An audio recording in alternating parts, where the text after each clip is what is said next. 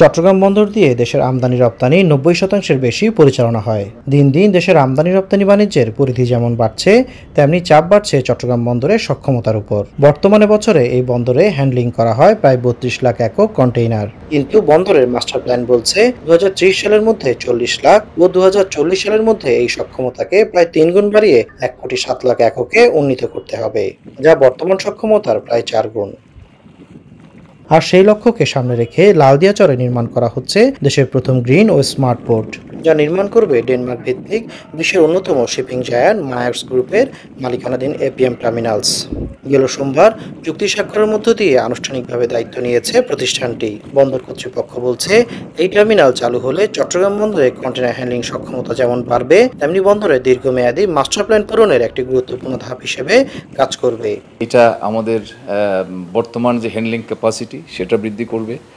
আমরা এটার থেকে আমাদের আমদানি রপ্তানিকারক সর্বোপরি যে ব্যবহারকারীরা অনেক ধরনের সুবিধা এখানে পাবে। টোটালি চট্টগ্রাম বন্দরের যে বর্তমান অবস্থা সেটা অনেকটাই পরিবর্তন হবে। সরকারের এই সিদ্ধান্তকে ইতিবাচক হিসেবে দেখছেন বন্দর ব্যবহারকারীরা। তবে টার্মিনাল তৈরির পর ট্যারিফ না বাড়িয়ে সেবার মান বৃদ্ধিতে মনোযোগ দেওয়ার পরামর্শ তাদের। বিভিন্ন টার্মিনালগুলোর মধ্যে একটা প্রতিযোগিতা হবে, তো সেটা আমাদের জন্য ভালো হবে। তো সব মিলাই আমরা মনে করি এটা একটা ভালো উদ্যোগ। বিজনেসটা যেন কম্পিটিটিভনেস না হারায় সেটা মাথায় রাখতে হবে। বিদেশি অপারেটর বলুন, কোনোটাই দেশের জন্য অমঙ্গলজনক না।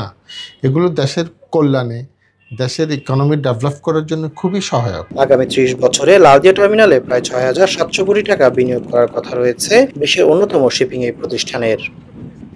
নাইমুল ইসলাম, বৈশাখী সংবাদ, চট্টগ্রাম।